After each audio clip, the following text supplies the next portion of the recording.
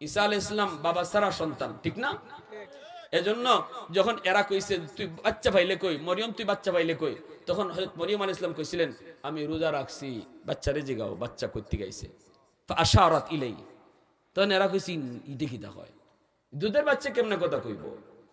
ঈসা আলাইহিস সালাম মার কোল থেকে কইছেন ইন্নী আব্দুল্লাহ আতানিয়াল কিতাবা ওয়া জাআলানি নাবিয়্যা। আরেকটা দুধের বাচ্চা হলো সূরা বুরুজের মধ্যে জালেম বাদশা যখন ইমাম সেজদা না দেওয়ার কারণে একজন মুমিন নারীকে যখন আগুনের ভিতরে ফালাই দিব, দুধের বাচ্চাটারে আগে আগুনে ফালাইছে। কই দেখো তোমার দুধের বাচ্চারে আগুনে ফালাইতেছি, তার উদ্দেশ্য হইল মা বাচ্চার প্রতি তার দুর্বলতা বেশি, বাচ্চা আগুনে ফুরি যাইব, এই ডরে হয়তো আমারে সেজদা দিলাইব। কিন্তু এই মা তো বিবি হাজেরার উত্তরসূরি। আল্লাহু আকবার। এটা তো জানে না এটা যে হাজেরার উত্তরসূরি, সন্তান কুরবানি দিতে রাজি আছি তবু আল্লাহরে নারাজ করতে রাজি না, ঠিক কি না? এই দুধের বাচ্চাটার আগুনে ফালাই দিছে। এই দুধের বাচ্চা আগুনও গিয়ে একটা ভাষণ দিছে, ভাষণ দিয়ে কইছে মা এটা দেখতে যদিও আগুন, কিন্তু আল্লাহ এই আগুন রে ইব্রাহিম আলাইহিস সালামের ফুলের বাগান বানাই দিছে। নমরুদ যে আগুনে ফালাইছিল ইব্রাহিম আলাইহিস সালাম রে, আর ইব্রাহিম আলাইহিস সালামে কইসলা যে আগুনে আমি যে কয়দিন আসলাম দুনিয়ায় এর চেয়ে শান্তিতে আর কোনোদিন ছিলাম না। পৃথিবীতে আমি যে কদিন আগুনে ছিলাম এই দিনগুলোতেই সবচেয়ে শান্তিতে ছিলাম। এজন্য কই ইব্রাহিম আলাইহিস সালামের ফুলের বাগান এটা আগুন, ওই বাচ্চা। ঠিক আছে আমার ভাইরা বন্ধুরা, এজন্য বলতেছিলাম ওই যে দুধের বাচ্চাটা, এই যে দুধের বাচ্চাটা, এই দুধের বাচ্চা ৩ নাম্বার ইউসুফ আলাইহিস সালামের পক্ষে সাক্ষী দিছে। ওই দুধের বাচ্চাটায় কোরআনে আল্লাহ বলছেন দুধের বাচ্চা কইতেছে আজি মিশর আমি আপনার একটা বুদ্ধি বাতাইয়ে দিই, ফর্মুলা কয়ে দিই, ওই ফর্মুলাতে আপনি আগান, আপনি পেয়ে যাবেন কে দোষী আর কে নির্দোষ। কই কেমনে? কই দেখো ইউসুফের জামা সামনে ছিঁড়া না পিছে ছিঁড়া? যদি সামনে ছিঁড়া হয় তাহলে ইউসুফ দোষী, পিছনে ছিঁড়া হইলে জুলেখা দোষী। ইউসুফ নবী তিনি বাঁচতে চাইছেন, জুলেখা জামা ধরে টান দিছে, পিছনে জামা ছিঁড়ছে। অতএব দেখো কোন দিকে ছিঁড়া, তালাশ করে দেখা যায় পিছনে ছিঁড়া, ইউসুফ নির্দোষ, জুলেখা দোষী, ঠিক না নি? ইউসুফ আলাইহিস সালামের নির্দোষ প্রমাণিত হইল কার সাক্ষীর দ্বারা? কয়েকটা দুধের বাচ্চা, ঠিক না? একটা দুধের বাচ্চা। ইউসুফ আলাইহিস সালাম এরপরে জুলেখা জেলে ঢুকাইছে, জেল থেকে বাইরে হইছেন বাদশার স্বপ্নের বিবরণ দিয়া। এরপরে তাই নইলা খাদ্যমন্ত্রী, অভাব দেখা দিছে দেশে, অভাব দুর্ভিক্ষ দেখা দিছে, খাদ্যমন্ত্রী হইছেন। এই মন্ত্রিত্ব তাই কিন্তু সাইয়া নিছেন, আমার আপনি মন্ত্রী বানাইয়া দেন, আমারে মন্ত্রী বানাইয়া দেন। তাহলে এখানে কিছু কথা আছে, বলেন তো নবী মন্ত্রী বড় না নবী বড়? মাতুন মা এটা আবার কইতে দেরি লাগে, মন্ত্রী বড় না নবী বড়? তিনি এত বড় নবী হইয়া মন্ত্রিত্ব চান কেন? কিছু কিছু মানুষ যে কয় আলিমরা এত দামি, এরা আবার চেয়ারম্যান হইতো খেল লাগে, মেম্বার হইতো খেল লাগে। আর এই ঘটনা আল্লাহ পাক কোরআনে আমাদেরকে জানাইলেন কেন? এটা তো ওখানে আল্লাহ শেষ দিতে পারতেন। ইউসুফ আলাইহিস সালাম মন্ত্রিত্ব চাইলেন কেন? এটা তো জটিল জিনিস, জনগণের ফাংশন, এখানে কেন যাবেন? ইউসুফ আলাইহিস সালাম এটা বুঝছেন যে আল্লাহ আমার মাঝে তুমি এই যোগ্যতাটা রাখছো যে আমানতদারির সাথে এই চেয়ারম্যান আমি চালাইতাম পারবো। অতএব আমি দেখতেছি যে এই জায়গাটা আমারই দরকার, আর নইলে জনগণের হক পুরাপুরি কেউ পাবে না। অতএব আমি আমার যোগ্যতার বলে তোমার কাছে চাইতেছি, এটা আমার লাগবে। এই আল্লাহ পাক আমাদেরকে এটা শিখাইছেন, মেসেজ দিচ্ছেন। অতএব উলামায়ে কেরাম যদি সমাজের দায় দায়িত্বে আসে এটাকে সাদরে গ্রহণ করা, ঠিক কিনা জোরে খান? কারণ তাদের কাছে আখিরাতের ভয়, আল্লাহর ভয়। ইউসুফ আলাইহিস সালামের যখন খাদ্যমন্ত্রী হয়েছেন সবাইরে তিনি এই আটা দিতেছেন 5 কেজি 5 কেজি করে মাথা পিছে। একজন যুবক আইসা এক হইতেছে আপনি আমারে 10 কেজি দিতে হইব। ইউসুফ আলাইহিস সালাম কোন সবাইরে 10 কেজি না 5 কেজি করে দিতেছি, তোমারে 10 কেজি কেন দিব? কই বেশি কথা কইলে 15 কেজি দেওয়ান লাগবো। ইউসুফ আলাইহিস সালাম এই কি আজীব জিনিস, দেরি করবেন 20 কেজি দেওয়ান লাগবে। ইউসুফ আলাইহিস সালাম এখন কি ব্যাপারটা কি, তোমার মাথায় কোনো সমস্যা? মাথায় সমস্যা না, আপনি আমার পরিচয় যদি পান 20 কেজি আর 30 কেজি না, যা চাইমো তাই দিবেন। ইউসুফ আলাইহিস সালাম বলেন কে তুমি? এই কথা বলতে ওই যুবক নবী গো, মনে পড়েনি জুলাইখার ষড়যন্ত্র থেকে আপনাকে একটা দুধের বাচ্চায় সাক্ষী দিয়ে বাঁচাইছিল। ইউসুফ নবী কয়, হ্যাঁ মনে আছে তো। ওই যুবক তখনই কয়, নবী গো ওই দিনের দুধের শিশু, আজকে আমি যুবক। বলা মাত্র ইউসুফ নবী টান দিয়া তার বুকের মধ্যে জড়ায় কান্না শুরু করে দিছেন। বাইরে তুই কই ছিলি এতদিন, আমি তোরে খুঁজি, আমি তোরে খুঁজি, আয় আমার বুকে আয়। ইউসুফ নবী বুকে টান দিয়ে নিয়ে নিছেন। এরপরে বলছেন, যাও বাইতুল মালের দরজা খোলা, যা মন চায় তুমি নিয়ে যাও, যা মন চায় সব তোমার লাগে ওপেন। সাথে সাথে আল্লাহ পাক জিব্রাইলকে পাঠাইছে। জিব্রাইলকে পাঠাই ইউসুফ নবীরে কই, ইউসুফ একবার শুধু তোমার পবিত্রতার সাক্ষী দিছিল যুবক, এই যুবকের জন্য তুমি বাইতুল মালের দরজা ওপেন করে দিয়েছো, যা চায় তা দিয়া দিছো। শুনে রাখো, অতি ভবিষ্যতে জমিনের মধ্যে আমার বন্ধুর উম্মতরা আইতেছে, এরা দিনও 5 বার আমি আল্লাহর সাক্ষী দিব, 5 বার নামাজ পড়িয়া আমার পবিত্রতার সাক্ষী দিব। একবার সাক্ষী দিলে যদি তুমি দরজা খুলে দাও, তাহলে 5 বার যারা আমি আল্লাহর কদমে সাজদা দিয়া সাক্ষী দিব, এদের জন্য আমি জান্নাতে কয়টা দরজা খোলা রাখছি। এ আল্লাহর গোলাম, এজন্য বলি যুবক, আমার নবী দয়ার নবী মায়ার নবীর খাতিরে আমরাও দামি। যখনই মুসা নবী কই শুনছে এই উম্মত নমাজে দাঁড়ায়া আল্লাহর লগে কথা কইব, আল্লাহ পাক রব্বুল আলামিন দেন মুসা নবী কই, মালিক কেমনে কথা কইব, তুমি কই থাকবা। আল্লাহ পাক কই, যখনই নামাজে দাঁড়াইব, আমার বন্ধুর উম্মত যখন নামাজে দাঁড়াইব, তখন আমি নিজে তার সাজদার জায়গা হাজির হয়ে যাব। এজন্যই নবীজি বলেছেন, সেজদারত অবস্থায় নামাজি আল্লাহর কাছাকাছি চলে যায়। সেজদারত অবস্থায় যদি কেউ আল্লাহর কাছে কিছু চায়, সে যেন কানাকানি করতেছে। আল্লাহু আকবার, আল্লাহু আকবার আওয়াজ দিয়া। আল্লাহর সাথে যেন কানাকানি করে সেজদারত অবস্থায়। মুসা নবী তখন কয়, মালিক এত দামি উম্মত, বলে হ এত দামি উম্মত। মুসা নবী কয়, মালিক উম্মতটা আমারে দিলাও, যে উম্মতে ফর্দা সারা কথা কইব আমারে দিলাও। আল্লাহ পাক কয়, এরা আমার বন্ধুর উম্মত, তোমারে দিব কোত্থেকে? তখন মুসা নবী কয়, আল্লাহ তে আমারে নবুয়তি লাগতো না, আমারে ওই উম্মত বানাই দিলাও। কেনে? নবী হইয়া যদি কথা কইলাম মাঝখানে ফর্দা আছে, উম্মত হয়ে যদি কথা কয় মাঝখানে ফর্দা ছাড়া, আমার নবুয়তি লাগবে না, ওই উম্মত বানাই দিয়া দাও। এবার তুমি চিন্তা করো যুবক, তোমাকে বলছি যুবক, একটু চিন্তা করো। মুসা নবী তোমার মতো হতে চাইছে, নবুয়তি চায় নাই, কিন্তু তোমার আমার মতো হতে চাইছে। আল্লাহু আকবার। এরপর আল্লাহ পাক কবুল করে নাই।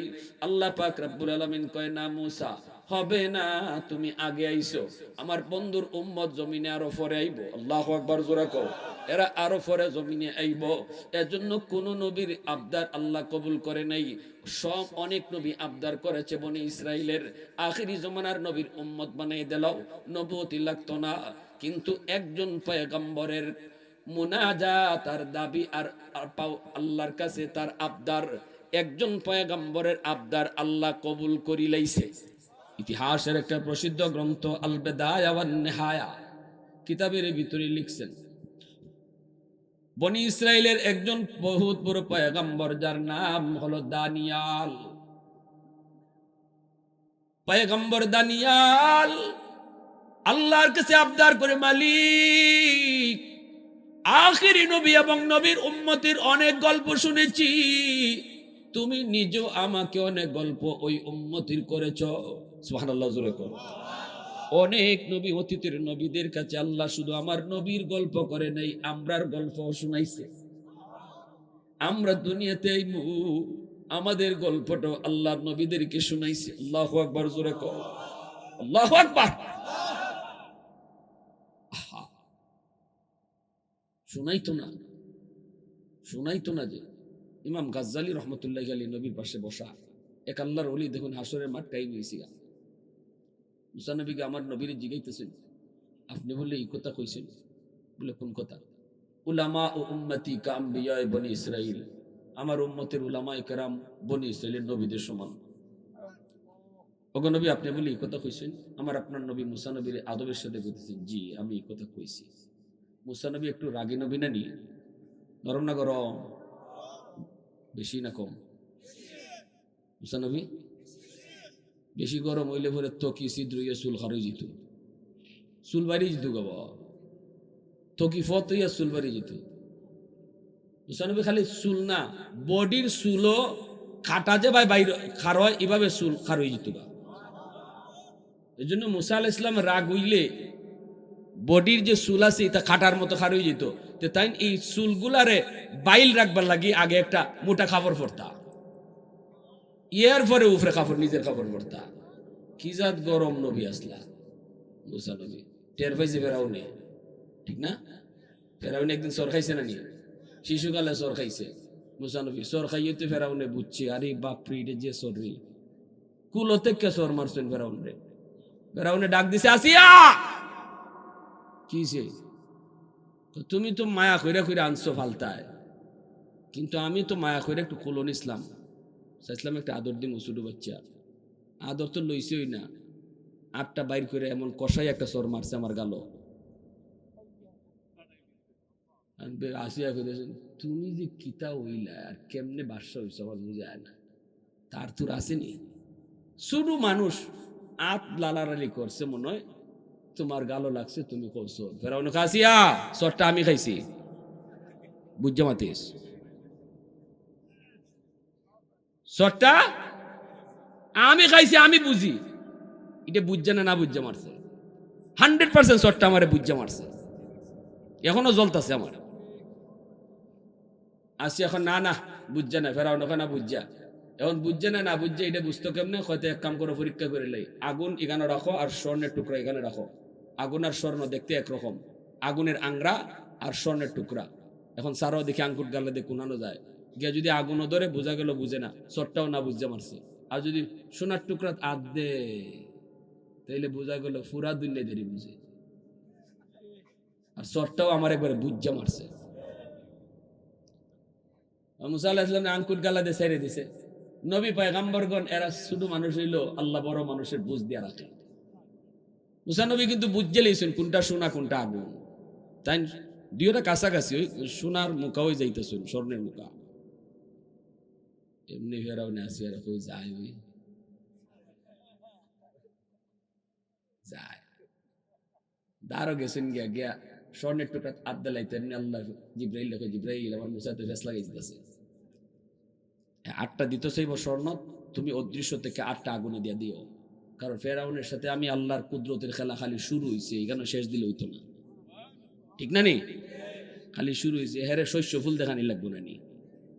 আমি আল্লাহ মুসারে রাখতাম, হে মারতো, আমি খালি রাখতাম না, হের গড় বড় করাইব, হে লালন ফল, হে তেল মার তেল যা আছে তেল পানি সব হে দিতেইব।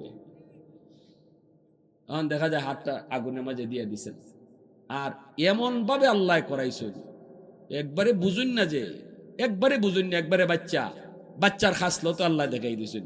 বাচ্চারা দেখবা যে বাবা কোনো কিছু আতল লইয়ে মুখ দেলায়, এটা খাওয়ানের না অখাদ্য, এটা তো বুঝে না। বাচ্চারা আত কুস্তা আতল লইলে মুখ দেলায় নানি, মুসানবী আগুনের আংরা আত দিছুন না, খালি সাথে তো মুখো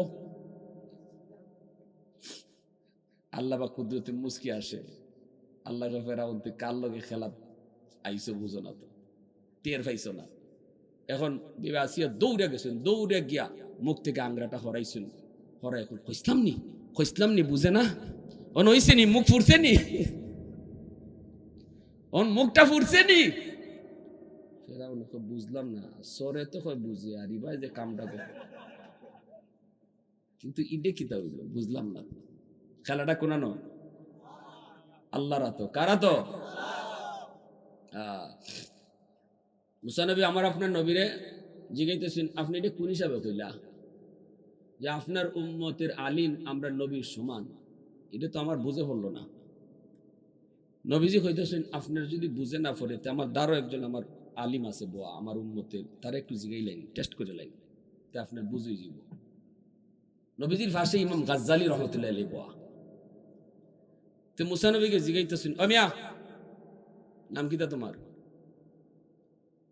গরম নবী তো এমনি তো একটু চেতা। ইমাম গাজ্জালি রহমতুল্লাহ আলাইহি কোন আমার নাম অমুক, আমার বাপের নাম অমুক, আমার দাদার নাম অমুক, দাদার বাপের নাম অমুক, তার বাপের নাম অমুক, তার বাপের নাম, তার বাপের নাম, তার বাপের নাম, তার বাপের নাম কইতে কইতে আদম আলাইহিস সালাম হতে গেছেন গিয়া। মুসা নবী হ্যাং মেরে বইছে মাথায়, কিরে আমি জিগাইলাম তার নাম, বেশির থেকে বেশি বাপের নাম বা দাদার নাম, দাদার বাপের নাম জানে কেমনি, আবার হের বাপের নাম জানে কেমনি, আমি আমার দাদার নাম জানি না। দাদার নাম যদি জানিও দাদার দাদার নাম তো হইতাম পারতাম না, ঠিক না? এখানে আসুন নাকি দাদার দাদার নাম জানুন, মনে হয় না একজনে হাত তুলতে পারবা। দাদার দাদার নাম ইডুই আমরা জানি না, কিন্তু ইমাম গাজ্জালি রহমতুল্লাহ আলাইহি কার বাপ কেডা কইতে কইতে আদম আলাইহিস সালাম পর্যন্ত গেছে। আর মুসা আলাইহিস সালাম এইভাবে আগ করে চাইছে হুলতেছে, এরপরে মুসা নবী কই মানুষ না হুলতা, এই তোমারে আমি জিগাইলাম তোমার নাম, বেশির থেকে বেশি কইবাই তোমার বাপের নাম, অত লম্বা জবাব দি শুধু, এটা আবার রাগে। তখন ইমাম গাজ্জালি রহমতুল্লাহ আলাইহি কইন আল্লাহরে আপনার জিগাইছিল ওমা তিলকা বিয়ামিনিকা ইয়া মুসা, তোমার হাত কিতা? আপনার আল্লাহ এই কথা জিগাইছিলনি? মুসা নবী কয় আমার তো আল্লাহ জিগাইছিল হাত কিতা। তা আপনি হাত আছিল লাঠি, আপনি কইবা কলাহি আসাই, এটা আমার লাঠি, জব শেষ। ইয়ার পর আপনি জবাব অত লম্বা করলা দু কলাহি আসাই আতাওয়াক্কাউ আলাইহা ওয়া আহুশু বিহা আলা গানামি ওয়া লিয়া ফিহা মাআরিবু উখরা, এটা আমার আতেল লাঠি, লাঠি দিয়ে বর দিয়ে আটি, এটা দিয়ে ভাতা পারি, এটা দিয়ে ছাগল রাখালি করি। আল্লাহ আপনার অত কুস্তা জিগাইছে? আল্লাহ তো আপনার এই লাঠি দিয়ে কিতা করুন এটা কইছে না, জিগাইছেন আল্লাহ আত কিতা, আপনি কইতা লাঠি, লম্বা জব ওই গানো কেন লাগিয়ে দিছিলাম। মুসা আলাইহিস সালাম কই বাপরে, তখন মুসা আলাইহিস সালাম আরে আসলে আমি আমার মাশূকের সাথে একটু কথা বলার সুযোগ পাইছি, এই সুযোগটারে সুবর্ণ সুযোগ মনে করে একটু লম্বা জবাব দিছি। আসলে মাশূকের সাথে কথা কম কথায় মন ভরে না, তো তাই একটু সুযোগ মনে করে লম্বা জবাব দিছি। ইমাম গাজ্জালি রহমতুল্লাহ আলাইহি কোন জীবন ভর শুধু কোরআন তেলাওয়াত করছি আর মুসা নবীর নাম পাইছি, জীবনে কোনোদিন দেখি নাই। আজকে মুসা নবীর সাথে দেখা না, খালি কথা হইতেছে, কম কথায় আমার মন ভরছে না, এজন্য লম্বা জবাব দিছি। আল্লাহর নবী কয় কি গো আল্লাহর পয়গম্বর বুঝাইছেনি? মুসা নবীকে আমার বুঝাই গেছি। সুবহানাল্লাহ জোরে কই, এই উম্মতের দাম আসেনি না নাই? আরো জোরে। এজন্য আমার ভাইরা বন্ধুরা বলতেছিলাম, যুবক এ আল্লাহর গোলাম, কিয়ামতের ময়দানেও দেখা যাবে আল্লাহ পাক রব্বুল আলামিন, কোন কথাতে গেছিলাম মনে আছে? মনে নাই কি? অসুবিধা নেই। কিয়ামতের মাঠে আদম আলাইহিস সালাম কইবা মুহাম্মদ ইয়া আহমদ, আল্লাহ নবী হাসরের মাঠে দেখবা আদম আলাইহিস সালামের মাথা তাল গাছের মতো উঁচা। আদম আলাইহিস সালাম পুরা হাসরের মাঠটা দেখবা, দেখতে শুনি একজন রে ফেরেশতারা টাইন্না লই যেতেছে জাহান্নাম। এমনি আদম আলাইহিস সালাম আমার আপনার নবীরে ডাক দিবা, ইয়া আহমদ ইয়া মুহাম্মদ, বলা মাত্রই নবীজি দৌড় দিয়া আদম পয়গম্বরের কাছে আইসা বলবেন বাবা আপনি কেন ডাকছেন? আদম নবী বলবে মুহাম্মদ, একজন মানুষের দুজকের ফেরেশতারা টাইন্না জাহান্নামে নিয়ে যাইতেছে, একটু যায় বাঁচাও। তার আলামত দেখে আমি বুঝতেছি সে তোমার উম্মত। কেমনে বুঝলেন? কয় তার অজুর অঙ্গগুলা আমি দেখছি চমকাইতেছে। আল্লাহু আকবার জোরে কর। গুররাম মুহাজ্জিলিনা মিন আথারিল উযু, আমি দেখেছি তার অজুর অঙ্গগুলা চমকাইতেছে, একটু যাও তারে যায় বাঁচাও। হাসরের ময়দানে আমার আপনার নবী তিনি দৌড় শুরু করবেন, দৌড়তেছেন।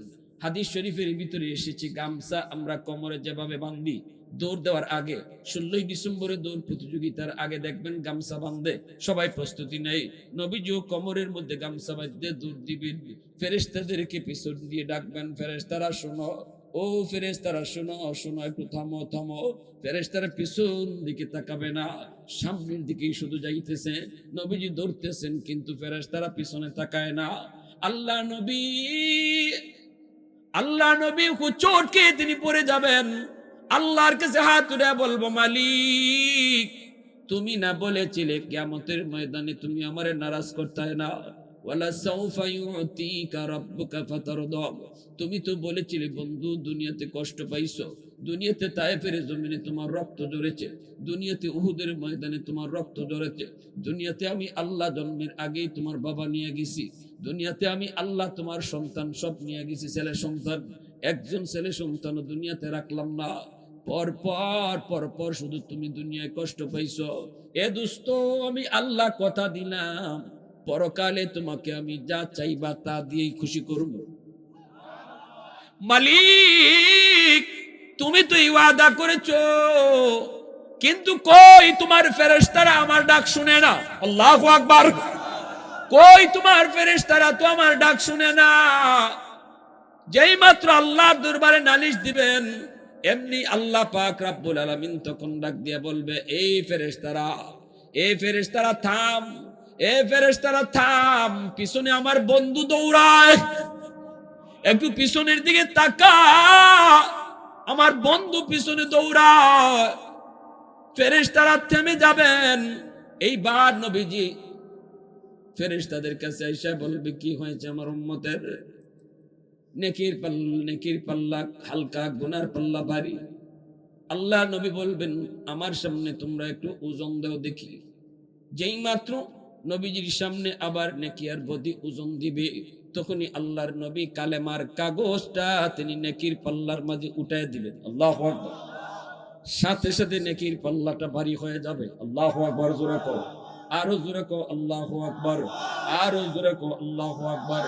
এজন্যই আল্লাহ পাক রব্বুল আলামিন কয়, ও দুনিয়ার মানুষ, লাকাদ মান্নাল্লাহু আলাল মুমিনিন ইয বাসা ফীহিম রাসূলাম মিনহুম, আমি আল্লাহ তোমাদের মাঝে আমার রাসূলকে পাঠাইছি।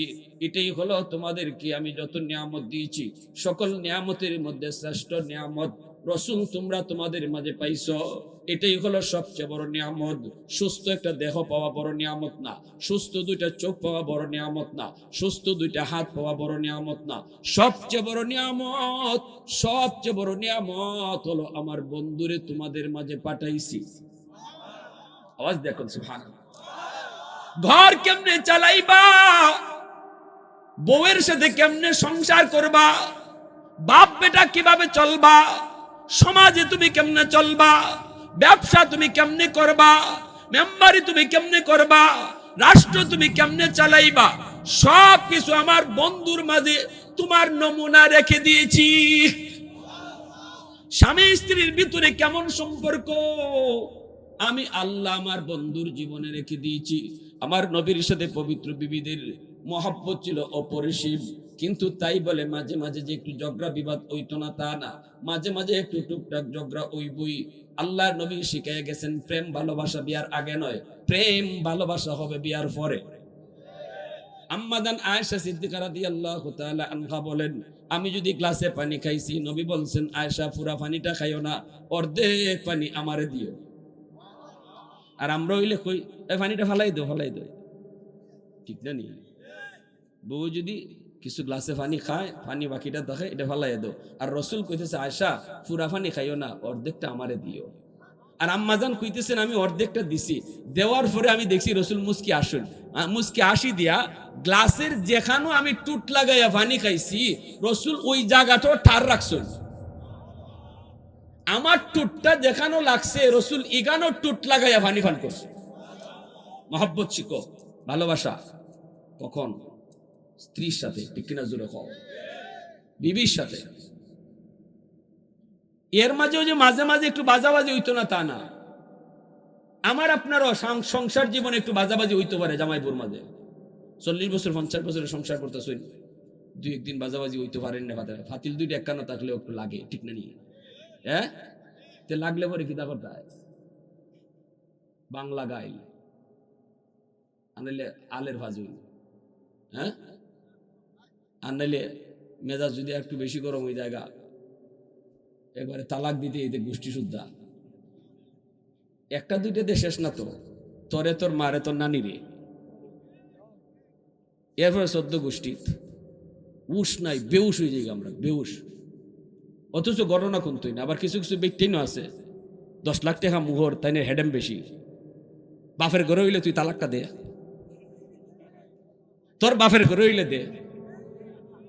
উঞ্চনি বেটির মাহাত, বেটির ভাবারটা কোনানো 12 লাখ টাকা কাবিন। মা মা মা আমার জানা মতে 10 লাখ 20 লাখ কাবিনে বিয়াত খাইছে না। যদি ভাঙ্গে গেছি গিয়া 50 লাখ না 1 কোটি ইটা বেটায় দেখছে না, মাইরা বুঝি একবারে 14 গোষ্ঠী সুদা। ঠিক কিনা যেরকম। আর বিয়া যত তার টিকছে গিয়া দেখবা একবারে মোহর নাই, ওই ফাতিমি মোহর, সুন্নতি বিয়া। ইতা বিয়ার মাঝে বরকত বেশি। এজন্য বেশি মোহর দেওয়ার ট্রেডিশন বাদ দাও। আর দিত না কার লাগি কন্যার বাপে 12 লাখ টাকা দিব, তুই আমি নু মোটরসাইকেল লইছি ভালসার, ঠিক না নি? এমনি খাইছি না, এমনি আমার বাপে এখন না ইটা পারেনি, ইটা পারে না, এটা আমরা চাই না, আমরা এটা আদতই না। তখনের যুগের ফুলা বানতো একটু সাইকেল দৌড়াইতে চাইবো আর কি। আর ওই গড়টা যে গড়টা থাকবো এটা তো আপনার ফুরিই থাকবো, একটু সুফা টুফা দিলে আর একটু একটু সুন্দর লাগে আর কি। যে ভালংটা থাকবো এটা তো আপনার ফুরিই থাকবো। ওই হুনুমা পইলা তাই না একবারে সাধু, ইয়া আল্লাহ ইতা পারে না, ইতা পারে না, ইতা আমরা নাই, আমরা গোষ্ঠী তুই নেই ইতা। এরপরে লইতে লইতে হগল তুই লই নিতেছ কন্যার ব্যাপার কারোতে 15 লাখ বইব তো 14 গোষ্ঠী শুদ্ধ লয়ে যাইব, ঠিক না নি? এই চলছে আমরা বিয়া শাদীর কারবার। আল্লাহ রসুল শিখাই গেছেন। কইতাম না একটা ঘটনা, আম্মাদান আয়েশা সিদ্দিকা রাদিয়াল্লাহু তাআলার সাথে রসুলের একটু বাজাবাজি গেছি, ওই তো পারে একটু বাজাবাজি। রসুল কইতেছে, আয়েশা তুমি রাইট না, রং করছো, আমি রাইট। আম্মাজান বলতেছেন আমি রাইট, রসুল বলতেছেন আমি রাইট। তাহলে বোঝা গেল স্বামী স্ত্রীর ভিতরে একটু মাঝে মাঝে মান অভিমান হইতে পারে, একটু মান অভিমান হইতে পারে। এই মান অভিমানটারে তোমরা প্রেমিক আর প্রেমিকার মধ্যে যেই মান অভিমান, এই মান অভিমান মনে করবা। স্বামী স্ত্রীর ভিতরে মান অভিমান হইতেই পারে, এটারে মান্য নিবা, কারণ সে শুধু আমার বউ না, সে আমার প্রেমিকাও। বাবারে, প্রেমিকায় যদি গাইলো দেলায় তখন মজা লাগে, আসি মারো।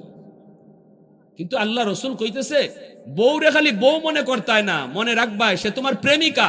আর প্রেমিকা যদি ভাবো তাহলে দুইটা কথা যদি খইয়া রলায় অথবা একটু রাগ গোসা কইরা লায়, এটা হজম করতে পারবা, ঠিক না নি?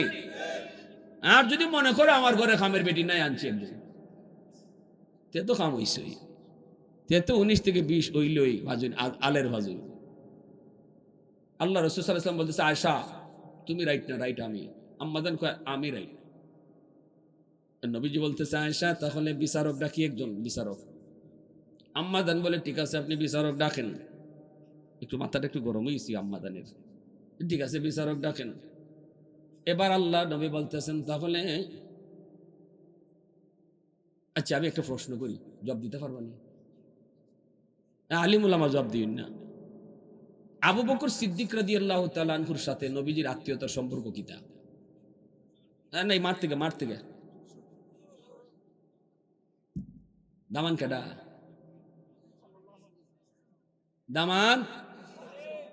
দামান হইলা নবীজি, আর আবু বকর শ্বশুর।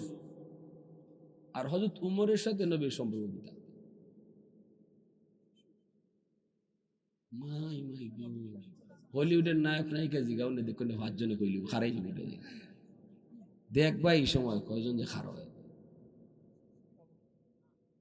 হযরত উমরও তো শ্বশুর, নবী জামান। আবু বকরও শ্বশুর, উমরও শ্বশুর, আর নবী। কেন ভাই? এটা ইসলামের বেসিক নলেজ, প্রাথমিক জ্ঞান। আমি আপনার মুফতি সাহেব হইতে কই নাই তো, মাদ্রাসাত ভর্তি মুফাসসির হইতে কই না, কিন্তু এই জ্ঞানটা জানা থাকা তো মুসলমান হিসেবে দরকার। এটা তো যদি একজন অমুসলিম জিগাতে তো শরম পাইলি ভাই। পরের যে 2 জন উসমান আর আলী, এই 2 জন নবীর কিতা লাগুন সম্পর্কে ভালো করে বুঝছো। পরের 2 জন নবীর দামান, আর উফরের 2 জন নবীর শ্বশুর। মনে থাকবো, আবু বকর সিদ্দিক রাদিয়াল্লাহু তাআলা নবীজির শ্বশুর। শ্বশুর যদি হয় তাহলে আবু বকর তার মেয়ে দি সুন্নানি নবীর কাছে। মেয়ের নাম কিতা? আম্মাজান আয়েশা সিদ্দিকা রাদিয়াল্লাহু তাআলা আনহা। এই আম্মাজানের সাথে রসুল একটু বাজাবাজি হয়েছে। তো রসুল কইতেছেন, আয়েশা বিচারক একজন ডাকি। আম্মাজান কোন ডাকুই না আপনি, যারে মন চায়। রসুল এখন যারে মন চায় না, তোমার আব্বারে নয়। আচ্ছা, বউ যদি শুনে যে বিচার করবার লাগে আব্বা আইতেছেন, তে দুনিয়া এই বউ থেকে খুশি আর কেউ আসেনি। তাই তো মনে মনে বাব্বা যেতে তো আমার আব্বা আমার পক্ষে মারবা, ঠিক না? নি আল্লাহ রসুল ঠিক আছে, যাও তোমার আব্বারে আনবে। আবু বকর সিদ্দিক রাদিয়াল্লাহু তাআলা নবীজি খবর দিছেন, ভিতরে ঢুকছেন। ঢুকার লগে লগে রসুল এখানে একটা বুঝাই গেছেন, স্বামী স্ত্রীর ভিতরে যদি কখনো কোনো বিষয়ে গন্ডগোল হয়, আমারে নবীজির সম্মান দিছেন, তো নবীর আদর্শের কথা কিছু শোনাইতেছি যে দেখেন ঘরের বিষয়টা আমরা একটু জানা দরকার। স্বামী স্ত্রীর ভিতরে যদি একটু বাজাবাজি হয়, তখন ঘরের বাইরের কেউরে ডাকতায় না, মীমাংসার লাগি নিজের লোক কাউরে ডাকতায়, ফরমানুষ না। ফরমানুষ আইলে এটা কমাইতো না, এটা বাড়াই দিব। এটা ভালো করে বুঝছো, আমার রসুলের শিক্ষা, ফর কেউ না। আল্লাহ রসুল কিন্তু শ্বশুরে, নবীজি তার শ্বশুরে আনতেছেন, মানে আম্মাজানের আব্বারে আনতেছেন। কিন্তু আমার রসুলের তো আবার সাহাবি, নবীজির বাল্য বন্ধু। আবু বকর সিদ্দিক রাদিয়াল্লাহু ঘরে ঢুকছেন। ঢুকার পরে খুব মজার ঘটনা শুনলেন। আল্লাহ রসুল বলতেছে, আবু বকর তোমারে আনছি বিচার করার লাগে, তুমি বিচার করবাই কে রাইট আর কে রং। আয়েশার সাথে আমার একটু বাজাবাজি হয়েছে। আবু বকর সিদ্দিক রাদিয়াল্লাহু তাআলা তো এমনি টেনশনে পড়ে গেছেন, ইন্না লিল্লাহ, আমার জি নবীর সাথে বাজাই দিছে। তো একটু তো শরম, এমনি তো শরম লাগতেছে, আবার বিচার করতে আমি আইছি। তো চুপচাপ দাঁড়াই রয়েছেন, নবীর সামনে তো একদম ভদ্র, কোনো আওয়াজ করা যাবে না। আল্লাহ রসুল, আবু বকর তুমি বিচার করবে। আয়েশা তুমি আগে কইবাই না আমি আগে কইতাম? বিচারক যে বিচার করব তারে দুনো পক্ষে স্টেটমেন্ট দেওয়া দরকার আছে নি না? নাই, দুনো পক্ষে তার কথা শোনাই তৈব। কে আগে শোনাইব, কে পরে শোনাইব? আল্লাহ রসুল কে, আয়েশা তুমি আগে কইবাই না আমি আগে কইতাম? এমনি আম্মাজান বলতেছেন, আপনি আগে কোন, তবে যা কইবেন হাসা কইয়েন। লাগাই দিছেন ফেস। আগের কথাটা ভালোই আছিল, ওই গুসার ছুটে রাগটা এখনো রইছে। তো আপনি আগে কোন, কিন্তু যা কইবেন হাসা কইয়েন, এটা আইছে মুখ দিয়া ফসকিয়া। এই কথাটা নবীর শানে কি মানাইছে? মা পিছনে মানুষ মানে না, মাতেন না। আমার রসুলের শানে কি কথাটা যায়? মদিনার মক্কার বেদিন বেঈমান কাফির কুফাররাও তো নবীর আল আমিন কইছে, ঠিক না? সত্যবাদী কইছে, মিথ্যাবাদী বলার সাহস কারো? যেই মাত্র এই কথা কইছেন, নবীজি হজম করে লিছেন, কিন্তু বিচারকে হজম করতে পারছেন না। অথচ মেয়ে কইলি কি তুই আমার রসুল রে, যা কইবেন হাসা কইেন। এমনি মেয়েরে এমন জোরে চর মারছেন, চর খাইয়া আম্মাজান জাগাত ঘুরে ফিরে গেছেন। ডরাইয়া নবীজির পিছনে এসে আশ্রয় নিছেন। আল্লাহ রসুল এইভাবে হাত দিয়ে আটকে, আবু বকর থামো। সিদ্দিক আকবর আবার ইসলাম মারতা, থামো, আটকাই দিছেন। আটকাই বলতেছেন, তোমারে বিচার করতে আনছি, মারতে আনি নেই। সুবহানাল্লাহ জোরে বলেন। আমরা হইলে কইতাম, আমরা হইলে কিতা কইতাম, আরো ফিটা দেন, ঠিক না? নি কখন তো আমার দ্বারা আও, কিতা কইলাম না, কখন তো আমার দ্বারা আও। কিন্তু আল্লাহ রসুল, আবু বকর তোমারে বিচার করতে আনছি, মারতে আনছি না। আল্লাহ কেন? বাইরও, তোমার বিচার লাগবে না, বাইরও। সিদ্দিক আকবর বাইরে গেছেন গিয়া। এরপরে আল্লাহ রসুল গুইরা দাঁড়াইছেন, আম্মাদানরে বুকে লইছেন। বুকে লিয়ে নবীজি আইসে দিছেন। আয়েশা কিতা বুঝো, আম্মাদান আয়েশা আইসে দিছেন, নবীজিও আইসে দিছেন। আর দুইজনে আসি শুনিয়া হযরত আবু বকর সিদ্দিক বাহির থেকে আইছেন। হায় হায়, এটা কোন জাতের বিচার, এখন তো দুইজনে আসি শুরু করছে। এজন্য আমার রাসূল সাল্লাল্লাহু আলাইহি ওয়াসাল্লামের আদর্শ একদম গড় থেকে লইয়া রাষ্ট্রীয় জীবন পর্যন্ত আসেনি না? নাই, আরো জোরে। এজন্য আল্লাহ কইছে, লাকাদ মান্নাল্লাহু আলাল মুমিনিন ইয বাআসা ফীহিম রাসূলাম মিনহুম। আমি রাসূলকে তোমাদের মাঝে, তোমাদের মধ্য থেকে, তোমরা মানুষ, এই মানুষের মধ্য থেকে আমি রাসূলকে তোমাদের মাঝে পাঠাইছি। এটাই হলো আমার সবচেয়ে বড় নিয়ামত, সবচেয়ে বড় নিয়ামত। আমার হাত কিভাবে জান্নাতে যাইব, এটা যদি রাসূল না পাইতাম তাহলে আমরা জানলাম না। আমার চোখটা কিভাবে জান্নাতি হইব, রাসূল না পাইলে আমরা জানলাম না। অতএব চোখ আমার বড় নিয়ামত না, হাত বড় নিয়ামত না, সুস্থতাও বড় নিয়ামত না, সবচেয়ে বড় নিয়ামত হলো রসুলকে আমরা আমাদের মাঝে পাইছি। এবং মানুষের মধ্য থেকে, আমাদের মধ্য থেকেই আল্লাহ রসুলকে পাঠাইছেন, ফেরেশতা বানাইছেন না। ফেরেশতাদের ভিতর থেকে নবী পাঠাইছেন না, আল্লাহকে তোমাদের মধ্য থেকে। কারণ তোমাদের যত সমস্ত বৈশিষ্ট্য, তোমাদের জীবনে বিয়া শাদী থাকবো, তোমাদের জীবনে চাকরি বাকরি থাকবো, তোমাদের জীবনে চেয়ারম্যানি মেম্বারই থাকবো, তোমাদের জীবনে রাষ্ট্র পরিচালনা থাকবো, তোমাদের জীবনে যত যা কিছু থাকবো, সবকিছু আমার রসুলের জীবনেও পাইবা। কারণ ইনি তোমাদের মতোই মানুষ।